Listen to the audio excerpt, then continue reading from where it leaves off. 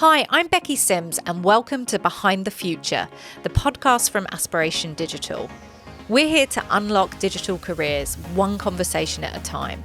On each episode, I'll be joined by a student co-host. We'll be interviewing amazing people from across the industry to learn about how they got started in their career and what it is that they do. Let's dive in to find out the secrets to their success.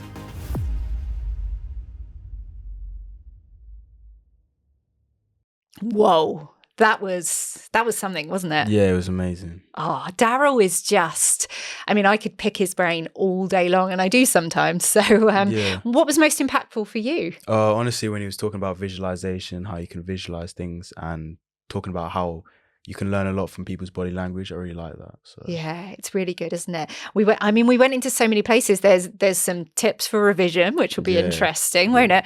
And I think, are you going to test out what he suggested? 100%. Yeah, it was really good. Yeah. I think it's time to let our audience dive in. Honestly, you're in for a treat.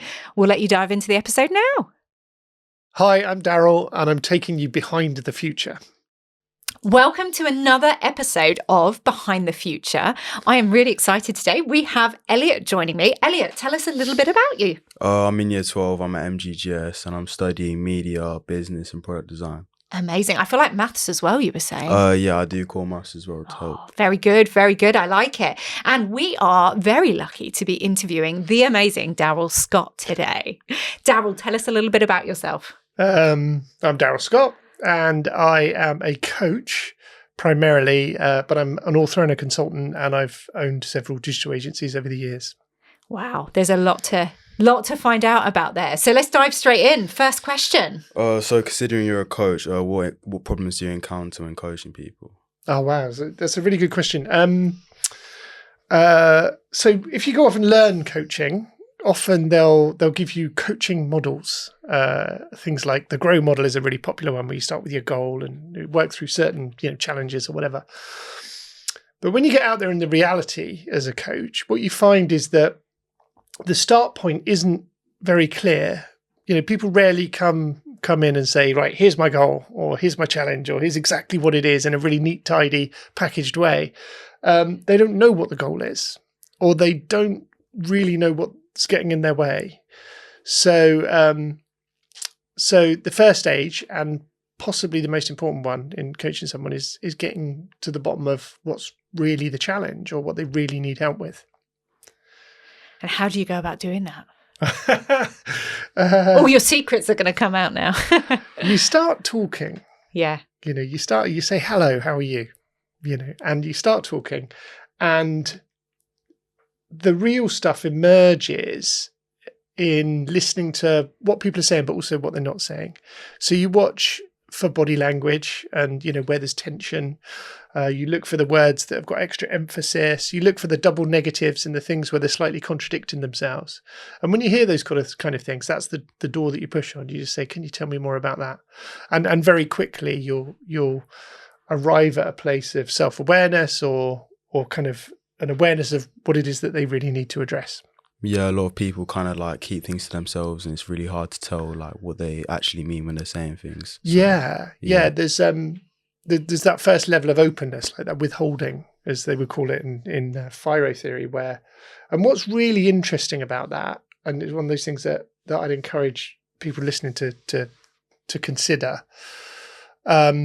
Sometimes I run workshops, and we set up this exercise where we go round in small sort of trusted groups, and you ask the question, what do you pretend? And you say to the person, what do you pretend? And they tell you, and then they'll turn to the next person and say, what do you pretend? And etc. And as you go round and round, it gets more and more exposing. People become more and more comfortable, more and more safe, and then they become more and more open about what it is that they're holding in or pretending or styling out.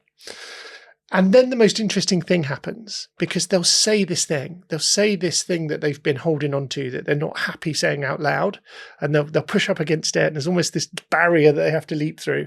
And then they say, well, I pretend blah, blah, blah. And the most extraordinary thing happens, because no one really reacts. And some people say, yeah, me too. And suddenly all of the power disappears from that thing that they've been hanging on to so tightly, because frankly, we're all humans. Yeah. And we all have varieties of the same kind of insecurities. And they, over the years and with time, they get allayed by experience. Your insecurities just die down and become less significant or less intrusive. But obviously, when you're starting out in the world and you're still trying to orient yourself, with the environment that you're in, and who am I in this world, and am I good enough at this, that, and the other, and who are my friends and who aren't, and all of those kind of things that are quite confusing, that's when we might hold back a little bit. But the advice I give people is experiment with being more open than you would normally be. I mean, don't, flood people with absolutely everything, too much information. But when you find yourself pushing up against that thing where you might not feel comfortable saying it, now and then just say it and see what happens, because you'll be amazed at the consequence. Do you think, have you noticed through your coaching career how much of an impact social media is having on people? Because I guess we all have these views of this people show up in the world on social media, which tends to be just all the good stuff, doesn't it? People showing off the amazing things they've achieved and all the wondrous stuff. And you don't necessarily see the behind the scenes of all the tough things that happen. And actually, it's not like that every day. Is that causing people to be a bit more comparing themselves and thinking they're not enough, or thinking they haven't achieved what they wanted? Are you spotting that? Yeah, I think it amplifies the natural human tendency to compare ourselves unfavorably. Yeah. So what I mean by that is, when people make comparisons about themselves, if they're this enough or that enough, they never compare themselves against the absolutely average Joe. They never compare themselves against the 50% benchmark. They always compare themselves against someone who's doing rather well, or is very visibly good, or something they might aspire to. And then, of course, they always come off unfavorably in that comparison. Now, we all, but just because the more boring stuff of our life is not worth posting, we all tend to post the good stuff. And then, of course, the consequence of that is you only see people's good stuff, and that can lead you to potentially have a distorted view of what their life's really like, think that it's more glamorous, more interesting than it is, think that they've got more good stuff going on than you have. It's a really natural human tendency that social media, unfortunately, amplifies. But it's not like social media is causing this problem. It's just amplifying a natural human tendency. Yeah. Sorry. Well, I was going to say, and I guess it ties back to the fact that we're ambitious, because we want to compare ourselves with the person that's doing more interesting stuff or has done more, because we want to be that person, because we want to do more. So actually, in some ways, it's partly a good thing, because we kind of want more for ourselves as well. Yeah, really, really good awareness. So a lot of people sometimes, and they say they've got imposter syndrome or that kind of thing, worry about being good enough. And it's an interesting process when you unpick it, because I don't know, let's imagine you're 4 years old or something, and you're in a playground or you're at school, you're with a parent, and for the first time you get negatively judged. Instead of them saying, oh, that's a wonderful blob of paint, they might say it's not very good, or, you might try and read out loud and your classmates laugh, or a teacher may tell you off, or, things happen and they hurt your feelings. And when your feelings get hurt like that, you kind of go inwards and you berate yourself, and you say something bad to yourself. But then the most interesting thing happens is you try harder. You dust yourself off and you go again, and you try harder and you grow and you do better. But after you've had that hurt feeling experience, you only ever notice the bit that isn't quite good enough. Yeah. So then you dust yourself off and you have another go and you grow and you do better, but you only notice what's not good enough. So then you dust yourself off and you have another go and you grow and you only notice, and it continues and continues until one day you've achieved what you never imagined you would. You've grown way beyond your expectations, but you have not noticed it because you've just been paying attention to where it wasn't quite good enough. But then when you see that as a process, it's actually a motivation. It's actually what drives growth. And those words, not good enough, they're not really very accurate. Like, who says, or not good enough for what? They're just nonsense words. They're really just a feeling that you have. But what's interesting is that feeling is what drives us forward. It's what drives that kind of growth. Without it, we wouldn't be, dusting ourselves off and having another go and being more and more ambitious. But then when you get to the point where you've started to notice that you're on track or you've exceeded your expectations, over the course of time, you can begin to let it go. And what's really interesting is then it sort of liberates you to be even more of yourself. So the advice I always give people is to change the voice in your head. So next time you berate yourself and you say not good enough, change it to not good enough for my own aspirations, not good enough for my own self-imposed standards, or turn it into like an encouraging voice, like a sports coach going, "Come on, not good enough." Turn it into the motivation that it is, rather than the potentially hurtful self-criticism that it could be. And also just that word "yet" at the end. I'm not good enough yet. I'm working on this. I'm growing. I'm working towards it. I don't expect to be 100% yet. Yeah. And I'm taking steps forward. I think "yet's" like a really great word to add to the end of that kind of sentence, isn't it? Yeah. Yeah, 100%. I mean, a lot of times, like, a lot of people just tend to subconsciously, like, judge themselves and say we're not good enough. Like, even I do this myself sometimes when I want to do better or something. I always look at where are my flaws, stuff like that. So I think, I kind of agree with what you're saying. Yeah. And all those negative self-judgments are there to make us better. Yeah.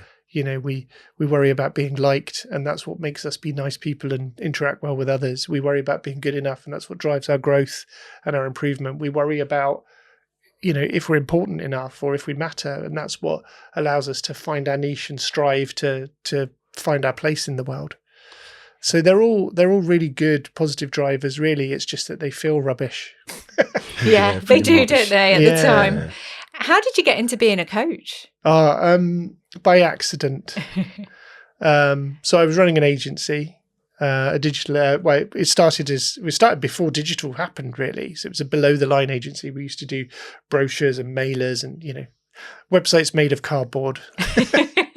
And then digital happened, and we kind of jumped on that change and transformation, and got better and better at it. But during that period, I had that agency for 10 years, and about 9 years in, a friend of mine had discovered this field called neurolinguistic programming, which you may have heard of, sort of from, I don't know, Paul McKenna or Darren Brown or one of those type of Tony Robbins. And I had no idea what it was, but I was lucky enough to have the time to rock up on a course for a week. And so I arrived sort of wide-eyed and naive and thinking, why am I even here? And got absolutely bitten by the bug. I loved it. So I did an NLP practitioner course and then a master practitioner. And then I went to become a trainer of NLP because I thought that maybe that would be something that would be a nice career, later in life, or something that I could start to invest time in learning. And I went on this course with one of the crazy Californians who invented NLP, this guy called Dr. John Grinder. It's this amazing Obi-Wan Kenobi, James Bond type, used to be a spy, was a professor of linguistics, speaks 11 languages, can ride wild horses bareback, and, just the most amazing character. He was in his 70s when I met him. And he showed a real interest in me and sort of offered to give me some guidance and mentor me. So I sold my business so that I could devote my time to learning as much as possible from this extraordinary character. And I wrote a few books and built a consultancy that supported my passion for learning more about the unconscious mind. Love that. And so what's NLP for someone that doesn't know? So NLP it stands for Neuro-Linguistic Programming. And although that, I do think that the title's a bit out of date in terms of what it's emerged and turned into, but it's really a way of exploring how you see and hear and feel and think about the world. What's your full experience of the world, and what are the patterns and programs that you have running unconsciously, and how can you revise them? Because there are many, many ways to make all kinds of unconscious changes really, really quickly. It's one of the things that I get saddest about in life is people that think that change is really laborious and slow and mainly driven by cognitive approaches to change. But actually, if you get into the unconscious imagery of the mind and the unconscious physical responses, and you work directly with that, change is really quick and really amazing. So NLP was really a project of initially exploring how certain geniuses did amazing things and trying to codify that and work out what it is that they're doing, because academic people were trying to make sense of their methodology and failing because they were so unusual that you couldn't really theorize it. No one could work out where to start. So NLP was this methodology of spending time with geniuses and assimilating their ability by copying them, like role modeling, like in a really deeply unconsciously connected way.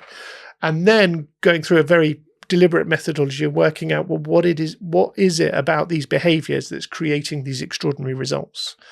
And then those models, if you like, those descriptions of what it is that geniuses do got packaged up, turned into a series of models. And that's what people tend to learn on an NLP course. They learn these models that have been coded by exploring people's behavior. But NLP in its truest form is actually the ability to role model with incredible precision. Amazing. So interesting, isn't it? Yeah, it is. Yeah. So we know that you've done an apprenticeship before. So how did that help you on like your journey to?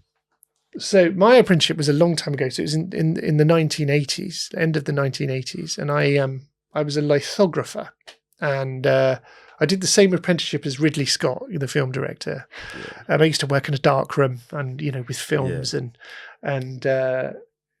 back in the old days, if you wanted to create a piece of printed material, for example, you would design it sort of conceptually, and then you would have it typeset. So and then once it had all been typeset and sort of printed out only in black and white, you would then shoot that on a camera. You would photograph this typeset image, which turned it into film, and then you could then use masks and tints and things to create 4 different films: a cyan one, a magenta one, a yellow one, a black one, and they could be put onto printing plates to make a color image so there was this whole big, very, very skillful darkroom, labor-intensive process to get something from a design and typeset design to a printing plate. And it was a very photographic process. And I did a very, very specialist niche thing, which is where I used to take images like photographs or whatever and separate them out into cyan, magenta, yellow, and black, so that when you put them back together, it looked like the original. And it was a very difficult thing to learn. And it took 4 years. And my first year, I did nothing. I made the tea and I watched and I watched and I watched and I watched all these really skilled craftsmen doing what they do. Second year, I would do the job, started to do the job under supervision. In year 3, I would sort of do it a little bit on my own, and then my results were constantly supervised. And then year 4, I had a year of just being on my own, and they were there if I got into trouble, but really had a year of going through it and dealing with every sort of situation that could get thrown at you with someone sort of watchfully looking over you. And it was really, I think for me, a couple of things came from that. One was skill and ability isn't, you can't learn it just by knowing stuff. I think sometimes if that job existed today, there'd just be a 2-week training course, and people would get it. They'd know what the job is, but they wouldn't have skill and judgment. They wouldn't have ability. But in those days, we used to sort of ability was assimilated from a craftsman. And you had to. It's like anything that's really hands-on skillful. It takes a long, long time and a lot of trial and error. So I think that's one thing that's a real driver for me is how do you create experiences to help people learn rather than just telling them stuff? How do you really help them? How do you throw your arms around them and give them the chance to be courageous and explore and learn by trial and error? So that's really important to me. The other thing was, by the time I was 2 years out of my apprenticeship, the Apple Mac got very involved in the world of publishing and media and printing, and this highly, highly skilled job that I'd spent 4 years of my life becoming really, really good at, and it was an incredibly highly paid job as well. It was awfully paid at the beginning. I was virtually paying them to be there, and by the end, it was extraordinarily well paid. And within 2 years of finishing my apprenticeship, the role was pretty much redundant. It was disappearing from everywhere. I had been replaced by, you could pop something on a flatbed scanner and the computer would just do it for you. So this craft that I spent all this time learning got completely disrupted. So by the age of 20, the age of 22, I'd learned how severely disruption happens with technology and how just move on to the next thing. Just greet it with wide-eyed delight and throw yourself into the next iteration of your journey and not hang on to how things used to be. And was that your initial reaction, or did you go through a bit of pain first? Well, I was able to sidestep it because I was in this industry, and then I got headhunted by a brother-in-law of a client who offered me a job in America, and doing something slightly different. It was a sales role, and I was sort of at that age where I just thought, oh, if I don't do this, I'll regret it forever. You know, there was this sort of offer of a company house and a company car, and living in Sarasota in Florida, and it was a year and a half of being on a sort of a J1 visa, like an exchange, and but I ended up staying there I ended up there all told for nearly 3 years, going between the UK and US. And so then when I came back to re-enter the industry that I'd been trained in, it had all changed. And I got the chance to take a big deep breath and look at it anew. And in fact, the fact that it had changed and my old discipline didn't exist anymore was the very thing that drove me to start my first agency on my parents' dining room table at 24 years old. Amazing. What was it like up in sticks and moving to a different country to start exploring a role? And well, it was weird, really, because I didn't think much of it. I mean, I was 22 and I had a suitcase and I didn't know anyone the other side. So I just got on a plane with a suitcase and said, see you later to my friends and family, and I'll be back soon. See ya.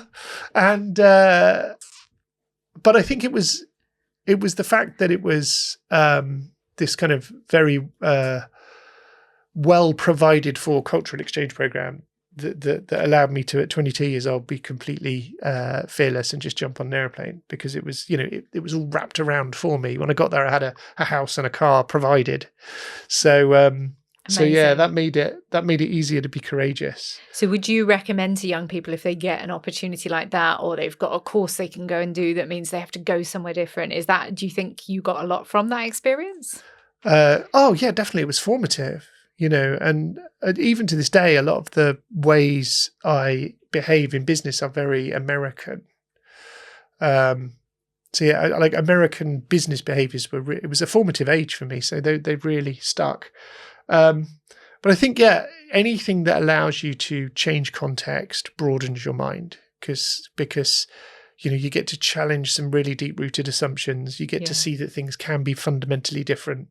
And not only do you see things are better elsewhere sometimes, but even more importantly, you come to really appreciate where you're from a lot of the time, because you realize that it's very easy when you're in the thick of it to moan about the negatives, but when you go somewhere else, you suddenly think, oh, hang on a minute, maybe not so bad after all. I didn't know how good I had it already. Yeah, exactly, yeah.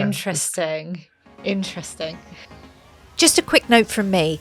We'd love you to hit the subscribe button. This helps us more than you might realise when it comes to growing this podcast, ensuring we can bring you the best guests possible. Thank you. Back to the episode. Elliot, any other questions? Well, I mean, as we know, like this, as years go on, like technology is growing, and jobs aren't as more common as they are now. So, do you have any advice you'd tell maybe your younger self back in the day, to direct yourself more?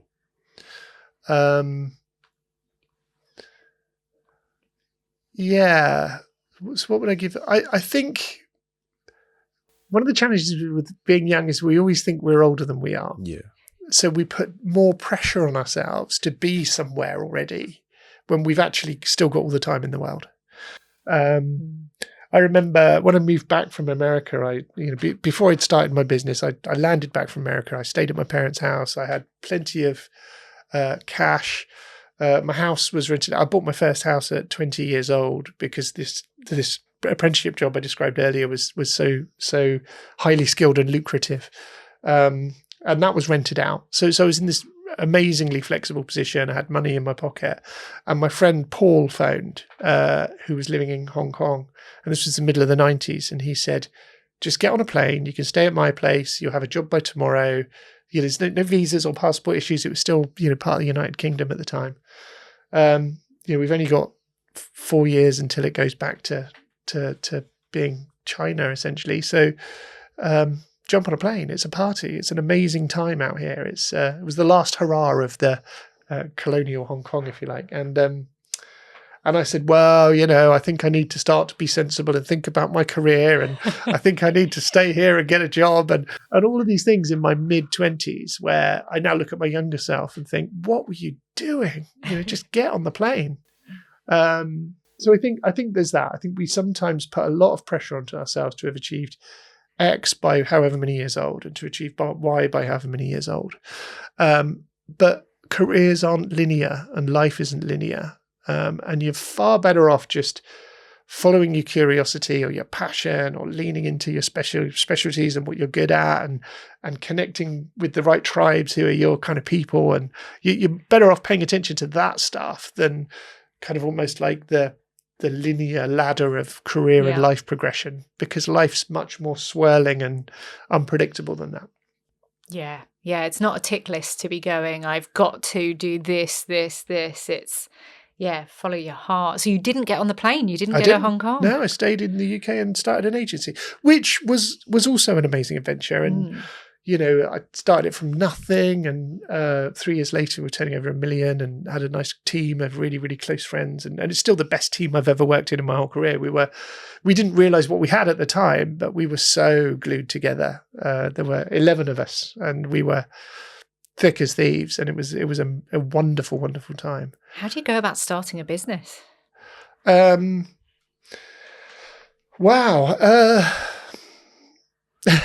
That's it's a huge question, just a little question. Well, the reason for the delay is it depends. It depends, yeah. Well, how did you go about it? Like, so you're back from America, what next is in your mind? Yes. So, I think there's two things. One is every business starts with a sale. Yeah. So don't worry about crafting your website and getting your letterhead and defining your values, before you've got any kind of traction or anyone that wants to work with you for something. So the first thing is, what have you got? What can you bring and that people might want or need? And, do you have access to people who could potentially give you money for that? So that's the first question. It's really functional nuts and bolts. What can you do? What do people need? Have you got access to them? Yeah, really, really simple. And then at the time I came back, I didn't have much money behind me. I didn't really have any, the industry had transformed. I didn't have that much skill really even. But I noticed that as technology was changing and a lot of the old disciplines of the print industry, which was, it was so artisan, there were just never mistakes. Everything was done so impeccably. But as the industry had changed and we were in this sort of new phase of technology, people were making horrendous mistakes and costing themselves a fortune all of the time because they didn't know how to buy print, or they didn't know how to go from the computerized idea of what they were trying to achieve to whether that actually works on paper. So there became this real opportunity to get in between that buying process of the design and whatever they're creating and the cost of production and make sure that doesn't fail. So it's this window of time, and I thought, wow, I can be that person. I can be that person that saves you a fortune by eliminating your errors. So I did that, and I started this little business called The Colour Network. It was called, and it lasted for a few months because I met a really, really talented designer, and we decided to go into business together. And then we started this agency, True Colours, which I had for 10 years and sold to a company in Basingstoke called The Escape. Oh, I know of The Escape. I didn't know that's who they bought my first agency. Yeah. There you go. It's a small world. And I suppose that's an interesting point, isn't it? Once you get into a sector, and so like in the digital and the creative sector, it is quite small, isn't it? So has that network played a big part in your ability to grow the business and where you are today? It's a double-edged sword because on one hand, I find the digital world to be excitable and open and connected, and there's so many events and there's so many fantastic people who are open to new ideas and who talk to each other and share thinking. So from that point of view, it's just brilliant. So it's brilliant to be a coach and have an industry where you're quite well known and you're quite well networked and there's access to all these people. The other side of the coin is agencies in general do not invest in their own sharpening of the saw, their learning and development. I mean, you can meet an agency owner who's 32 years old who has never done a training course. Yeah. They've lived on their wits and they've never They've never had a coach. They've never. So it's not a particularly learning and development savvy industry. People make do. They hack it, and which is testament to their ability to pay attention to what's needed and just be resourceful. But also, sometimes it's easier to sell what I do to other industries that are a bit more professionalized. If that makes sense. Yeah, we definitely are winging it in our sector a little bit, aren't we? So, which is fun, but also, yeah. Do you, from a coaching perspective, obviously it tends to be a lot of business owners might get to a point where they go, I could do with a coach, I could do with the help with the next stage. But if you could paint the picture of the perfect world, when should someone have a coach? What's the point that they should start to interact with someone to help challenge and drive them? All the time. Or a mentor, coach or mentor. And I think, you don't need to see them much. Some people might have a mentor and they may have 2 coffees with them a year, or some people may have a coach and they may see them once a quarter, or but no one ever really made it big without a mentor.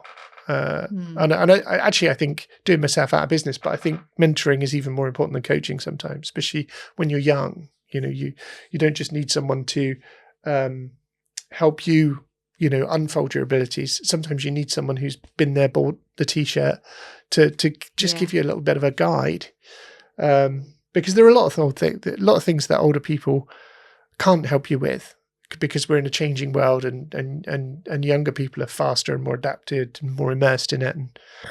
But there are a lot of absolutely immutable truths that older people can accelerate you and help you with.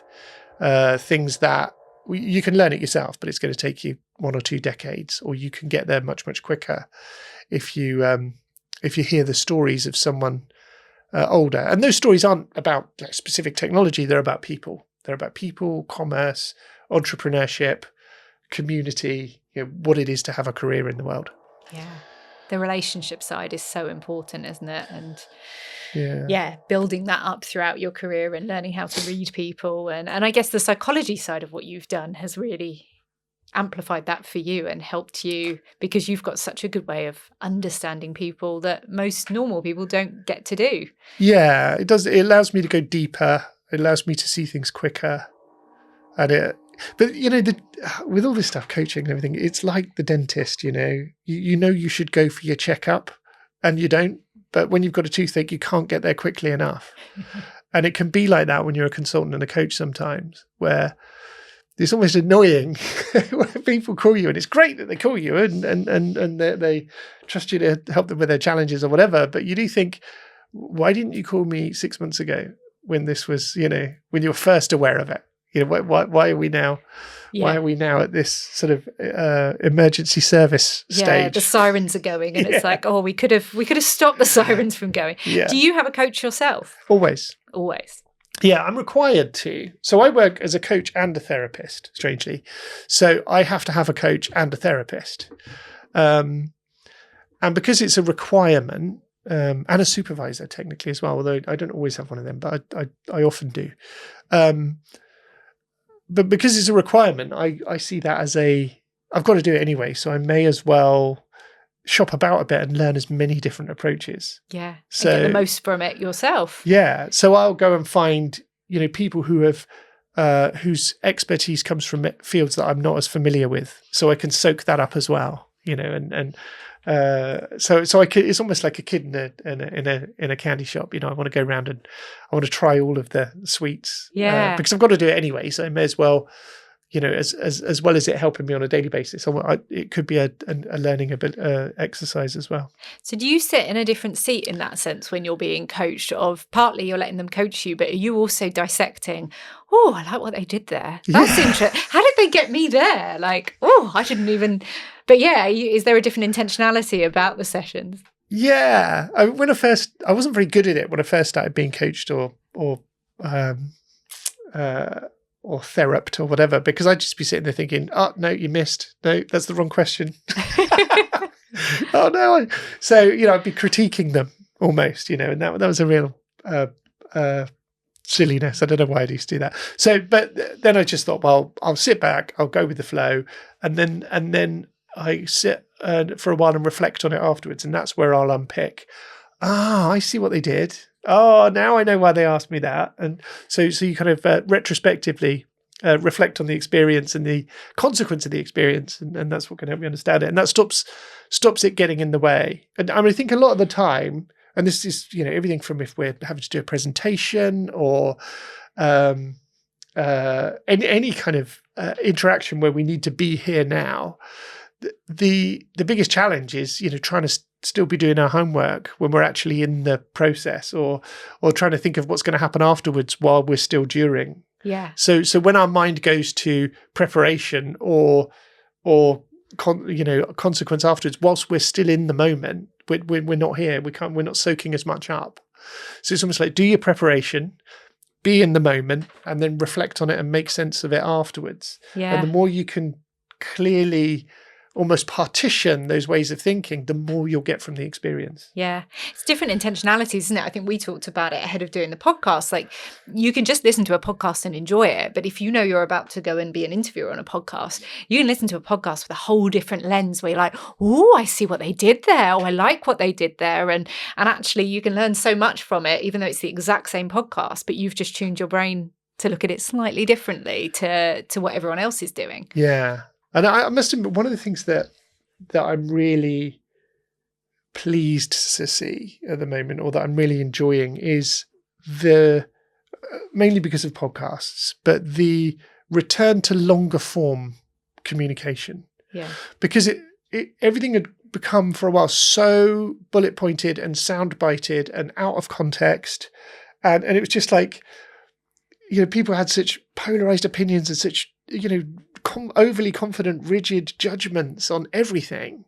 And obviously, when you sit down and listen to someone for an hour and a half, you get a very, very different experience and a very, very different picture than if you listen to a 7-second soundbite that's been presented to you under a particular narrative, So I'm loving that, even like really prominent public figures that people have opinions about, they then get to listen to them for an hour and a half, and they can have a potentially a broader or a more insightful opinion rather than just the soundbite or just the judgment, So true. So true. Are Duolingo, Nike and McDonald's some of your favorite brands? For all the latest marketing and brand news, follow the Drum Mag on Instagram. Obviously, like, I've seen you at Aspiration Digital. How was your experience there? I mean, speaking on stage to a bunch of young people. How was it for you? Well, I enjoyed it. Yeah. I loved it. I think, generations behave differently. So, it's not what I'm used to. I'm used to people a little bit older who behave a certain way. So then you go to somewhere like Aspiration Digital, and as a presenter, sometimes I think you could almost be forgiven that they're not even for thinking they're not listening. It's like, so you get people like slumping in the chairs. They look like they're nodding off. There's they're on the phone. There's the odd like conversation between them. And you're like, whoa, what is this? And then you get to the end of your talk and you get the questions and you go, oh my goodness, they're sponges. They were listening to everything, Yeah. And they're filtering this stuff. And the quality of the questions is so good. So I loved it. I loved it from that point of view. I loved, at the end of each speech, listening to the questions was my favorite bit, because it was a real lens on what the audience was soaking up, and the directions they take their questions in. That's insightful as well. Like, every question has the answer baked in already. If you listen to what someone's really asking, they're also showing you what they're thinking. Every question is a bit of a giveaway as to what someone, because of where they've taken the conversation or because of a proposition baked into the question. So, if I say, how enjoyable has this podcast been, or how stressful has this podcast been? I'm asking you about the podcast, but somewhere in the middle of that is a different presupposition. I'm presupposing it's enjoyable, or I'm presupposing that it's stressful. So listening to questions is so insightful, because you can hear what people are thinking underneath the question. And yes, so I was quite inspired by the audiences, the young people. I just thought there were some amazing people and some bright young minds, and it was lovely. It was a privilege to be there. Yeah, I love that. We went and did a download the other day on all the Slido questions that came in from the panels, and just scanning over those, because in some rooms there was like 50 questions. Like we didn't have anywhere near enough time to answer 50 questions. But as you say, just seeing the curiosity and realizing what opportunity we've created for these young people to be able to ask these questions that day to day at school they haven't got the opportunity, or their teachers don't know that world, so they can't answer it from a place of confidence and knowledge and experience. So yeah, it's very interesting. What did you take from Daryll's talk? Yeah, I thought it was quite good. I quite enjoyed Aspiration Digital and stuff that you're talking about. I'm quite familiar with you're a psychologist. You can tell people's body language and stuff like that, and I was quite interested in that. So have you obtained any skills maybe from being a psychologist? Yeah, I mean, technically, I'm not. I'm a behavioural scientist. Technically, academically, I have a postgraduate diploma, but I'm not really a psychologist. I'm much more practical rather than academic. But yeah, lots and lots of skills. But it's interesting you point out body language, because that is the one thing that I would urge people to pay more attention to. And I don't mean like buy a book and decode every little movement and give it a meaning or whatever, but it's just looking for the broader things. Are people relaxed and in sync? Are people in sync with everyone else, or are they out of sync? Like people walking together will match each other's pace, and if they're not matching each other's pace, there's a bit of they're not connected, they're not in sync. Or people sitting in more or less the same way. When they say, yes, I'll do that, are they nodding their head or are they shaking their head? And it can be that obvious. It can be, can you do that by tomorrow? Yeah, of course, they'll say, with their head shaking. Or, can you, or they'll say no and nod, catch people out for not telling you the truth sometimes. So it's not about like necessarily learning every finer tuned thing, but just being more aware of it, because it kind of allows you to be, again, more in the moment and less in your own mind, just thinking about what you're going to say next. You're seeing the response to what's actually happening when you communicate. What's been the impact, do you think? Because we, especially over the career you've had, we've gone from a time where we would have all been in offices all together all the time as a team. You talked about your tight-knit team of 11 and you all knew each other really well. Obviously, we now live in a world where people aren't always together, and sometimes they haven't even met their team, and we're meeting through a video call, which makes body language, you just have that little square around someone to see. What's the impact on that? And how's that changed things for you, being able to read those scenarios? Well, I have to be careful not to be, an old person with, obviously you can't fix tomorrow's world with nostalgia, and you can't go back to how things used to be, the good old days and how things used to be. But obviously I do highly value in-person connection and in-person communication. I think it's a whole different world. There is a different amount of data you get from the interaction. There's a different amount of information interpersonally coming across versus than there is, when you're on a screen, and a lot of that's reduced. People on mute, sometimes they're not even, you can't even see them. Sometimes you just get their name on a blank screen, and so it's sort of non-communication really.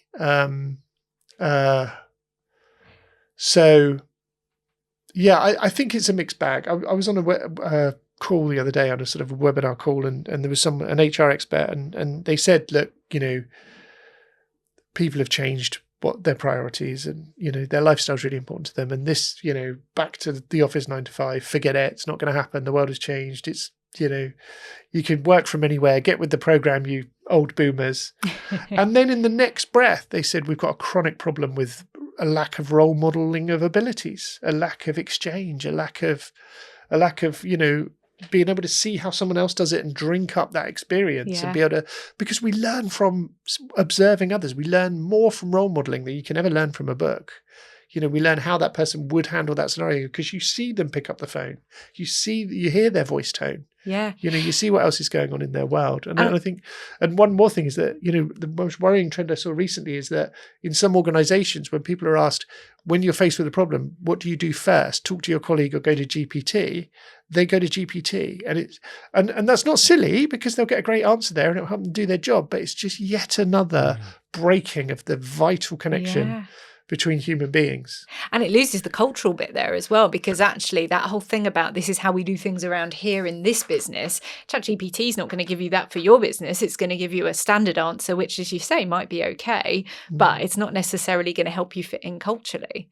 So if a young person's got the option to go and work for a massive global brand, but they're going to be working from home, and they might get to travel to America once a year for a week where they get to be in the office, versus they can work for a local business where they're going to get to be in the office 5 days a week if they want to, where would you put the opportunity? If it was my kids, just to take any kind of bias out of it, just think, just purely from the intention of what's going to be best for them in their life and their development, I would always tell them to go and work in the small business. Yeah.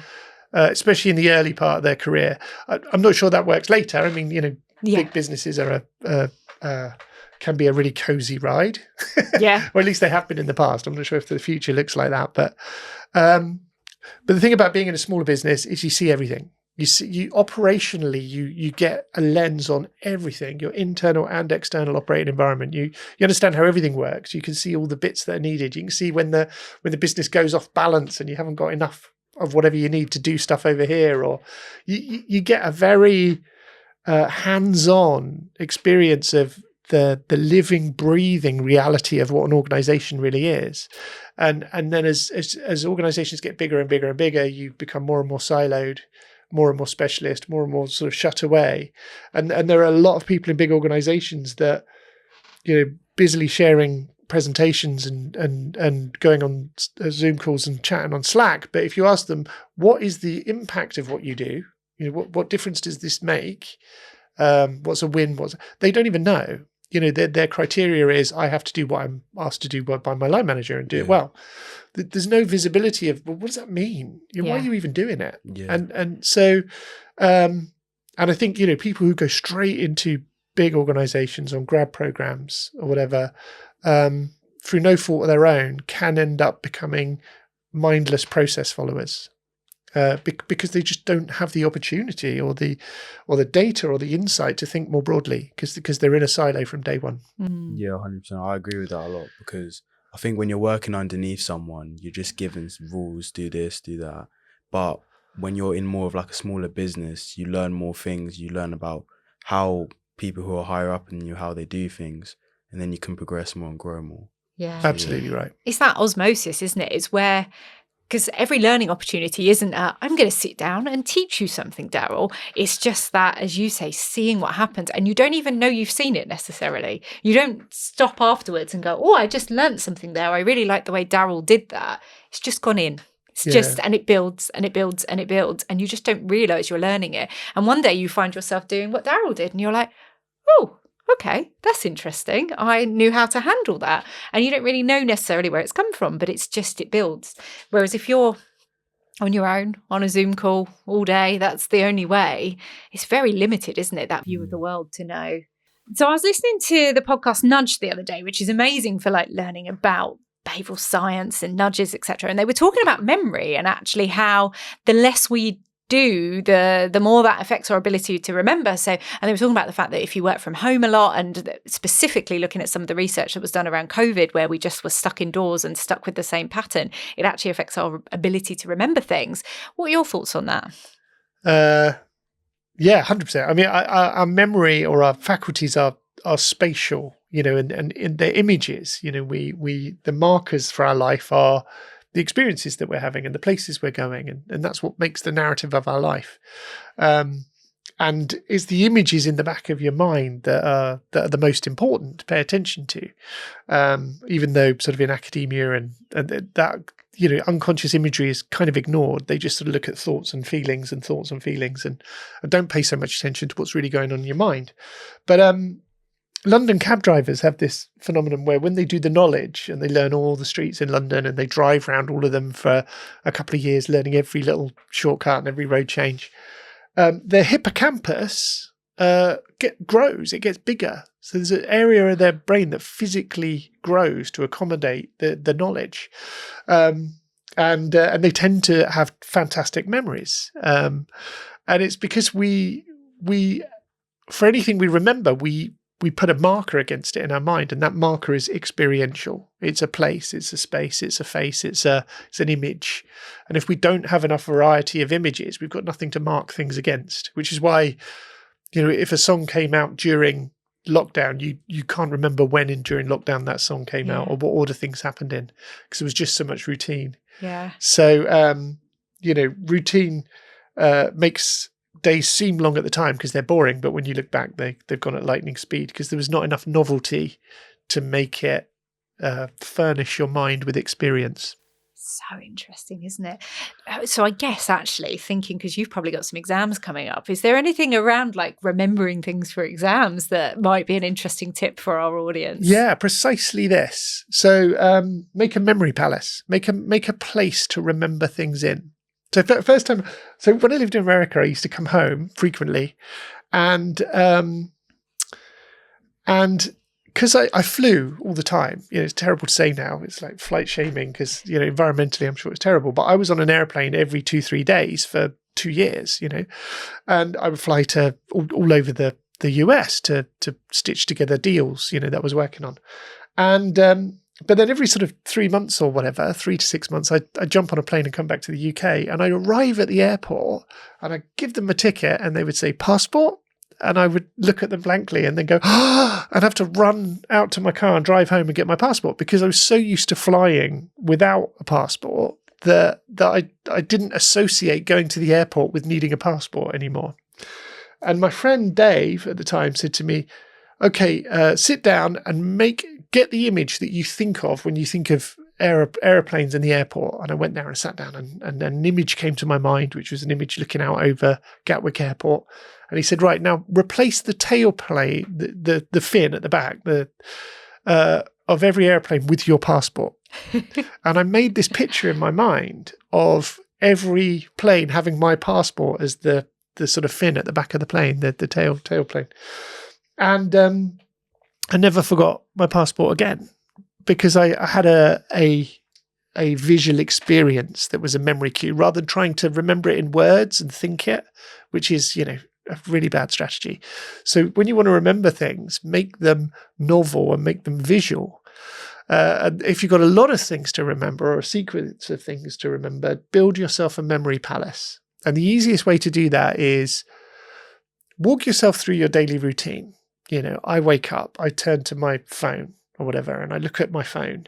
Then I get up and I have a drink of water and I go to the bathroom and then I interact with the bathroom, whatever, brush my teeth, whatever it is I do. I go downstairs, I get a bowl from the cupboard.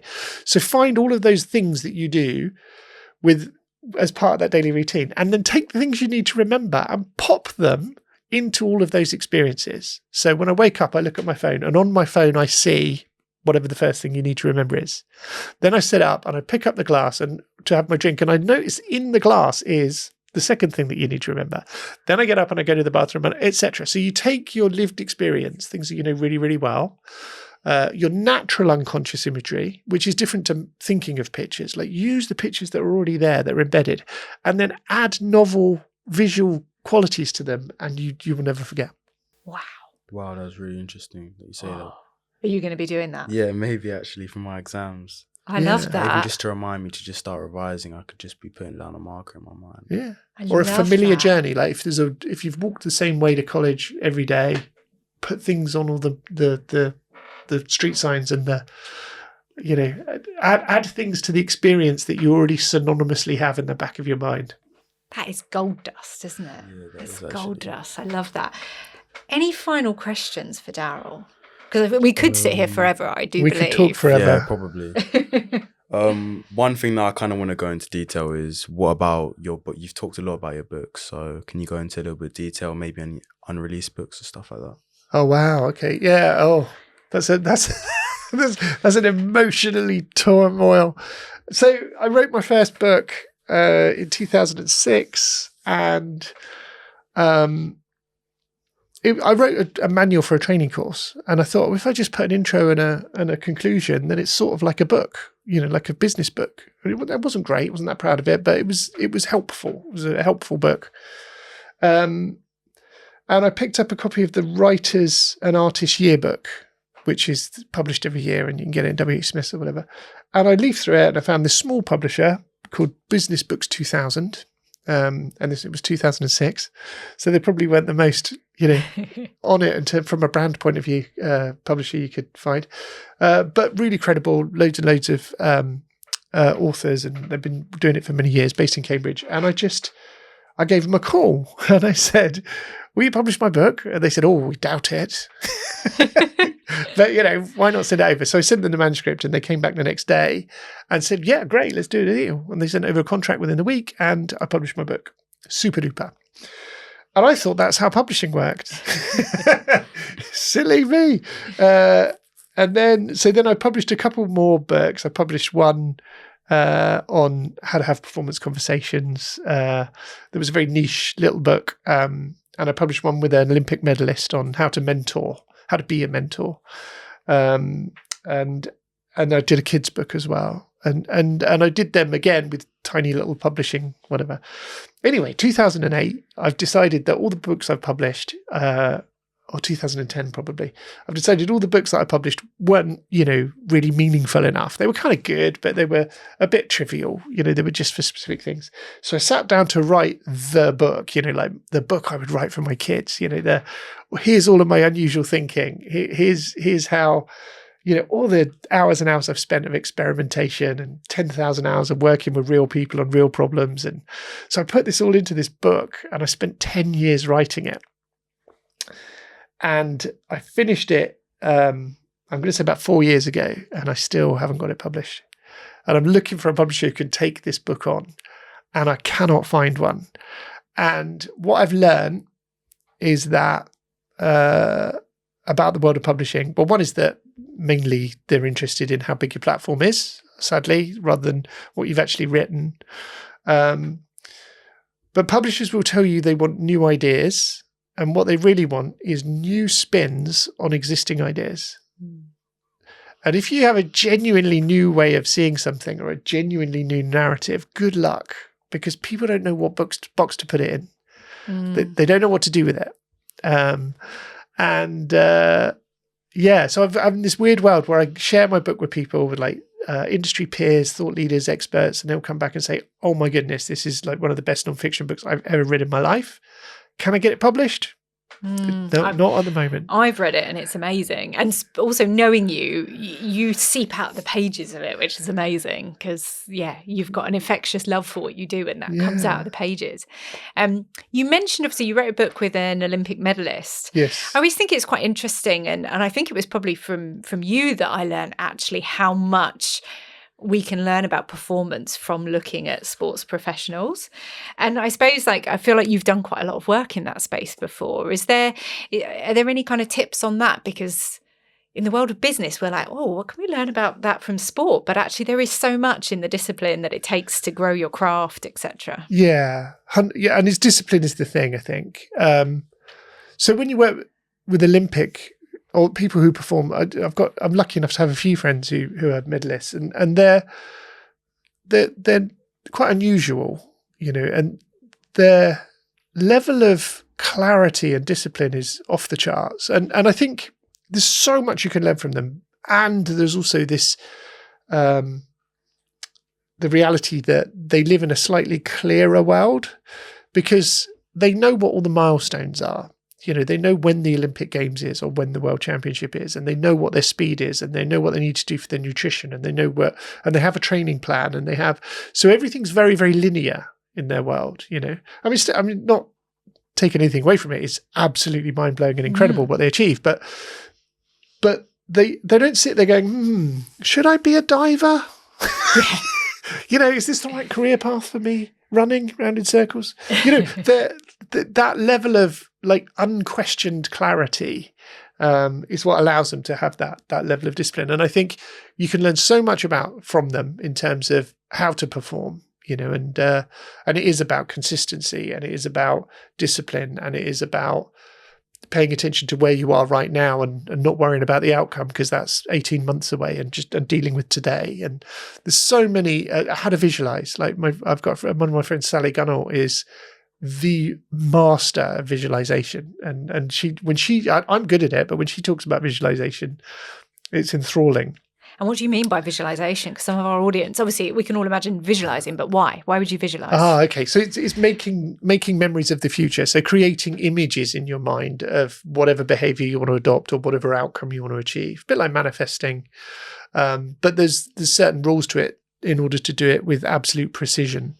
Like, for example, if you're trying to manifest a performance, make sure that you see yourself from the outside when you're visualizing it, because that's what teaches you unconsciously. That dissociated view kind of teaches your behavior.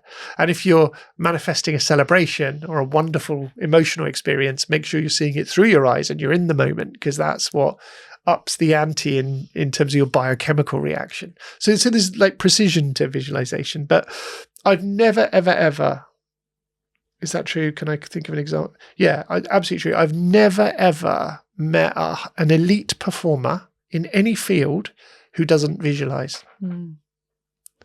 I did it for Aspirations Digital last week. Like I'd spent a lot of time just thinking and being in it, but also watching it. Yeah. And it does, and I learned that from you. It really helps, because then on the day it doesn't feel new. You're like, I've been here before. Yeah. I know what's going to happen. I'm going to be celebrating at the end of this. And I know what that's going to feel like, which is an amazing feeling and makes it more likely to happen, doesn't it? Yes. Yeah. It's almost like the powerful part of your mind knows what the plan is. Yeah. Rather than the sort of cognitively straining, having to think type part of your mind, which actually is a low performance state. When we think really hard, we frown. If I say to you, what's 2 + 2, you'd say 4. If I say what's 127 minus 3, then you have to go into this kind of like really focused, shut the world away type state of mind. And it's a low performance state. We tend to think that, thinking really hard is how to use our mind, because that's what we're taught, right? It's got to sit still, concentrate, focus, try harder. But our life experience is that every eureka moment, every creative idea, every time you've suddenly gone, of course, I know the answer. You've been in the shower or on a train or playing sport, or it's when you are awake and you're in the world and you're aware of your body and what's going on outside of you, and you're engaged in a task like playing Lego or something. It's when we're in those moments of mental engagement, like general mental engagement, that all the eureka moments happen. And when we go into laser focus and we frown and hold our head really still and concentrate, that's quite good for complex maths or Sudoku, but for everything else it's terrible, because we're actually using less of our intelligence. We're funneling everything just through our rational linguistic mind, and it makes us dafter, which is counter to absolutely everything you're taught from the academically biased education system that you've just come through. It's interesting, isn't it? Yeah, that is quite interesting. Oh, we literally could talk forever, but I feel like we should let you get on with your day. Have we run out of time? I feel like we probably have, but I mean, it's been amazing, hasn't it? Yeah, really has. Really good. Thank you. Well, great I feel questions. like we've learned so much, not just about your career and how to get started in a business, etc., but also we've gone, as I hope we would, into some of the psychology and things, and we've got some great revision tips as well, haven't we, which is amazing. So thank you so much, Daryll. Thank you, Elliot. You've been amazing. Yeah, thank you. Yeah, thanks, Elliot. Great questions. Yeah, really good. And we look forward to seeing you on a future episode of Behind the Future. Thank you. Chin chin. That concludes another brilliant episode of Behind the Future. Thank you so much for listening. You can listen back to other episodes on YouTube or your podcast platform of choice. Make sure you hit the subscribe button, as that will help us to grow this podcast, ensuring we can get the best guests on here for you to learn from. You can also follow us on socials, linked in the show notes for exclusive content. See you on the next episode.